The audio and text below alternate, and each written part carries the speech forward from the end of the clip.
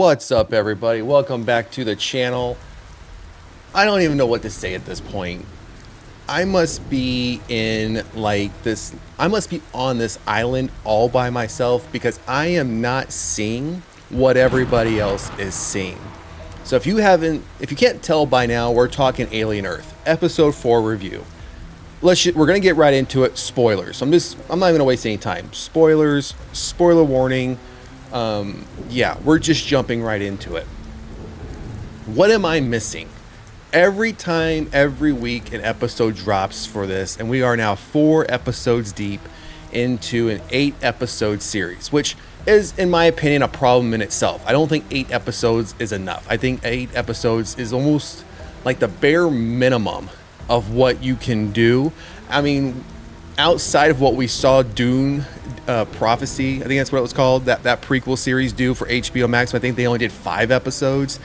I think even that should have had more. But 8 episodes seems to be the bare minimum that studios are going to do, with the hopes of getting 10 episodes, which I think is the minimum. If you're going to do it, do at least 10 episodes. Because I remember when we used to get 20-some episodes per seasons. But that's a whole nother soapbox. I don't know what I'm missing.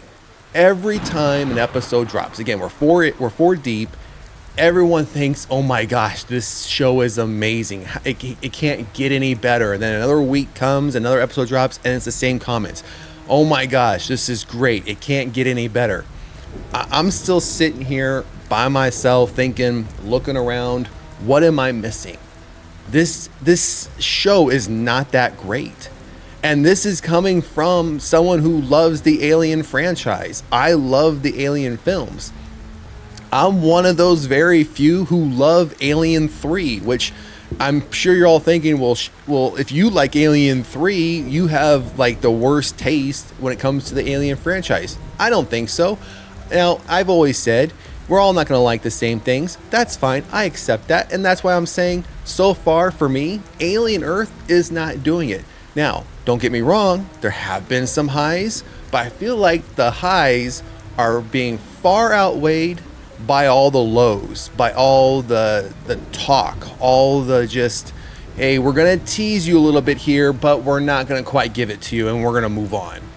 So, this episode, we find ourselves focusing initially on Wendy, who can't hear. Her hearing is disabled.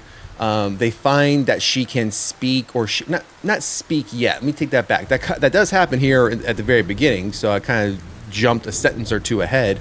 But we find that, and they all are starting to realize now, she can hear the xenomorph eggs.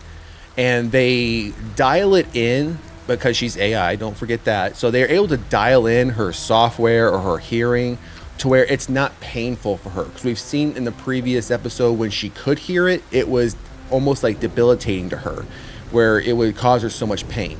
They fixed that now.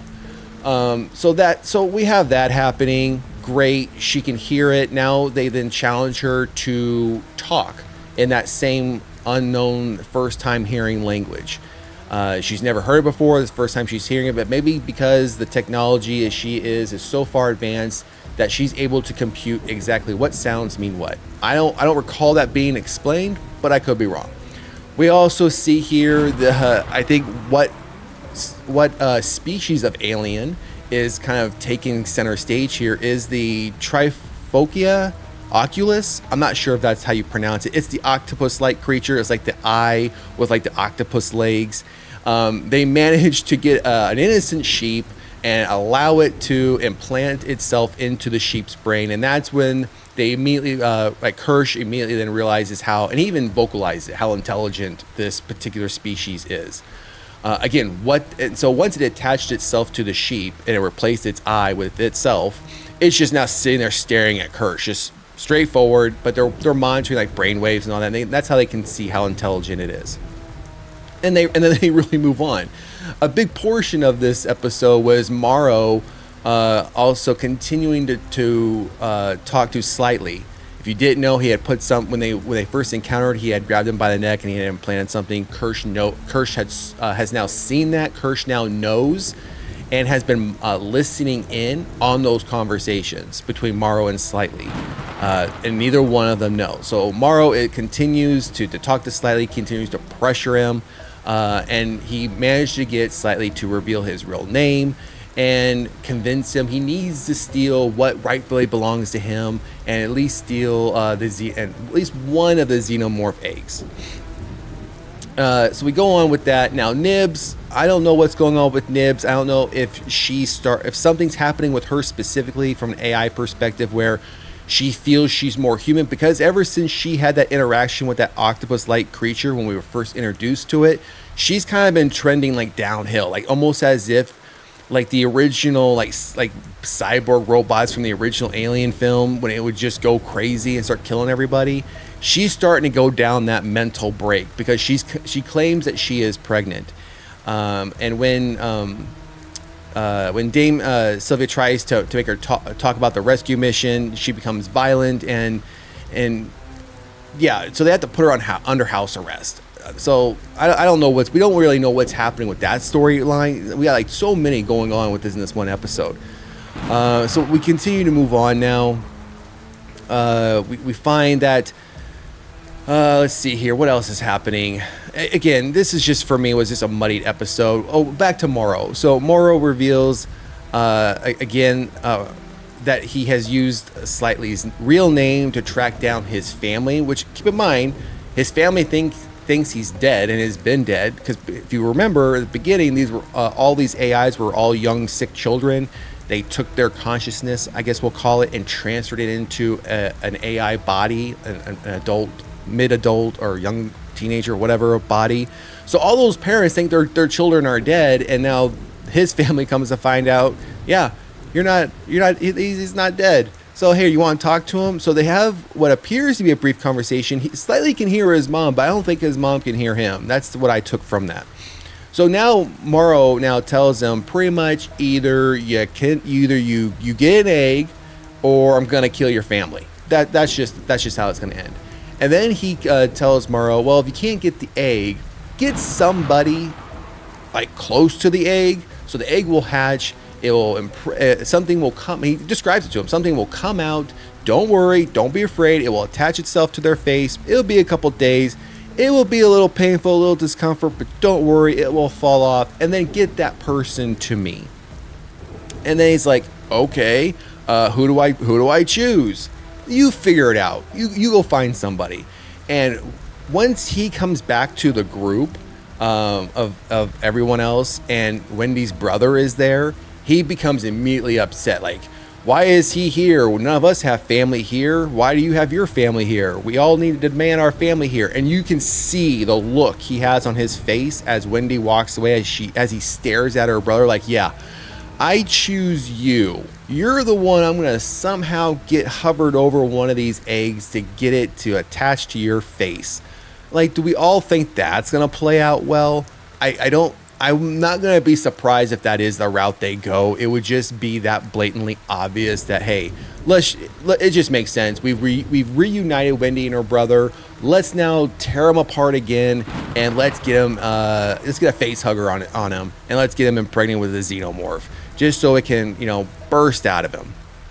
So again, Kirsch is listening to these conversations, and one thing that how they wrap up this episode, if you remember, when Wendy's brother was wounded, they told him, hey, you had surgery, we gave you a new lung, and it was briefly mentioned, hey, you'd be surprised what we did with your old one, and that was the end of it. We were like, oh, I wonder what they did do with it.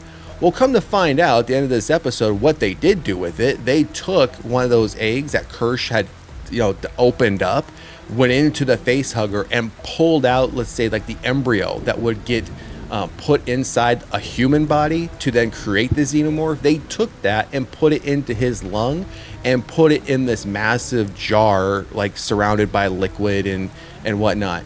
So Wendy is in there and is observing the xenomorph infected lung, and then all of a sudden a xenomorph suddenly bursts out of the lung and bursts out of the entrapment or the container. And then they have a moment where and this could be the first time we've seen a xenomorph like this. It was more snake-like. From what I can remember and recall, all the times we've seen a xenomorph fully like initially born from, whether like in Alien 3 it was from the dog, and we've seen them born from previous films. They didn't come out like snake-like figures, like literally like no arms, no legs, no nothing. This one just was like a snake, had the same like head and mouth as the regular xenomorph, but the rest of the body was not the same. So I don't know if that's just, it's going to be different because it was only embedded within a lung, and that's how it came out. And maybe when it's in a fully formed human, because humans have legs and arms, that's what then translates into the xenomorph. Maybe that's why. I don't know that lore, but someone can correct me if I'm wrong. But it pops out of the lung, gets loose, and starts to almost like look around. And then Wendy all of a sudden just starts talking to it, and it's like, huh, who are you? They start to come close to it, and then she starts petting it like, hey, I got a new friend. Oh, I can possibly control this.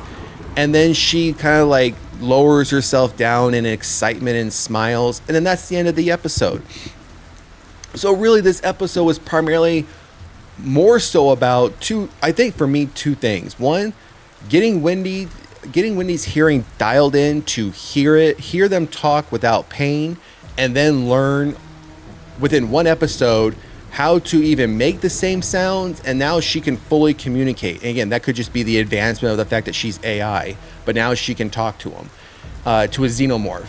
And then the fact that Slightly now has to now figure out how to get a human in front of one of the xenomorph A's, get them impregnated, hide them for 2 days, and then get them tomorrow somehow off the island, or somehow Morrow's going to show up to the island and take them. And either take them back to Watani without them dying, or doesn't care if they die and somehow manages to corral the xenomorph that is spawned from this person and still get it back. That's where we're at. I'm sorry. 2.5. I think I even fell asleep during this episode about, I'd say 30 minutes in. Woke up with the credits rolling and thought, I think I missed something, and then just had to rewind and go back. That's how mid this was for me. Again, if you love this series so far, I'm happy for you. I'm glad that they've added some more content to the Alien IP that you're enjoying. I too enjoy the Alien IP. I always have. I've always enjoyed the films, for the most part, specifically the first 3 films. I mean, we all know the 4th film was not good. Alien Resurrection or something like that. And then the Alien versus Predator films were trash. We all, I think, across the community of Alien fans believe that. If you're an Alien versus Predator fan of the 2 films that we've been given, I don't know what to tell you. You're missing out of what could have really been something great. Alien Romulus, I think, split a lot of people, a lot of the fan base down the line. A lot of people hate it. A lot of people love it. Prometheus and Alien Covenant. Prometheus, when I first saw it, didn't like it, hated it. The more I watched it, the more I loved it. Alien Covenant, I like it, don't love it. This, I'm mid. This so far, unless these last 4 episodes pick up and just absolutely just are banger episodes, one after another, this is going to be a mid-level show for me, and it will be a one and done show for me. That's just my opinion. I was very excited for this. I have been talking about this show for months now. We've been literally covering this show, almost everything that was coming out, whether it was casting, festival events, trailers, images, everything. I was so looking forward to this. And I always said in everything I've talked about, how are they going to explain the fact that aliens are on Earth when the movies and timelines show us that they've never been there, and that's what everyone's meant to believe. That still has not been explained, and they have 4 episodes left. Explain it to me. If you've already now changed the events of Prometheus and Alien Covenant based on what's happened in these 4 episodes, what's happened there, what David was doing, what everyone believed who David was, and believed what he had done by creating the xenomorph, has now been erased. That was all for nothing. So unless this here is starting its own like dotted timeline from the rest of the timeline, you've now erased that. So any other prequel movie you do, which Ridley has already mentioned, hey, if I get an idea to do another prequel Alien film, I'll do it. Well, what are you going to do? If it comes after Covenant What story are you going to tell to make it follow Covenant, but then follow suit with what Alien Earth has now said and been doing? That's going to be a challenge. So this episode, again, 2.5. The series, 2.5. I am not at a 3 yet. I mean, again, this is very, mid, below mid. Just, yeah, it's just not there for me. So that's my thought. My thoughts. Those are my thoughts on Alien Earth episode 4. On Alien Earth 4 episodes in. The next episode is called In Space No One, which I think we all know what that means. In Space No One Can Hear You Scream. That comes out September 2nd, and then after that we have The Fly on the 9th, Emergence on the 16th, and then the final episode, which is the 8th episode, on the 23rd, which is The Real Monsters. Obviously, I'm going to continue with the series. I'm halfway through. I'm committed. We're going to finish it out. Like I said, my mind can be changed, but as it stands now, I'm not feeling it. For me, it's been just a big disappointment. So, and again, I accept the fact that others will have a difference of opinion. Others will feel this has been a great series and a great show so far. It's just not that for me. Now, again, I will continue to watch it, let it continue to give it a chance to see if it can change my mind with these last 4 episodes. Maybe it's just one of those slow burn things. And hey, slow burn for the first 4 episodes, and it's going to be a massive, bonfire for the last, 4 episodes. So we'll see. Anyways, that's going to do it for this quick review, quick thoughts of Alien Earth episode 4. Now, what we're going to do before we close out the video, we're going to pull up and watch the episode 5 trailer or promo, just so we can get an idea of what's going to be coming next. So let's get that queued up. All right, let's pull that up now, and let's see what we can expect from a few scenes from, again, the episode is called In Space No One, which, again, I'm sure it's to imply in space no one can hear you scream. So let's pull that up and give it a watch. Hey, wake up. What day is it?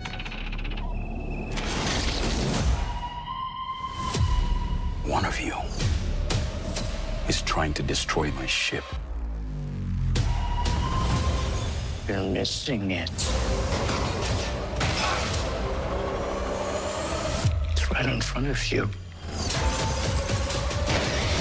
FX's Alien Earth. All new Tuesday at 8 on FX and... All right, now that looked interesting. Okay. So we can clearly see that is, if you, assuming you've been watching, this is going to be a flashback episode prior to the events of episode 1, because in episode 1, Morrow had a few interactions, but towards the end of that, everyone had pretty much been killed. He had put himself in this little safety pod thing or whatever, and the ship went down.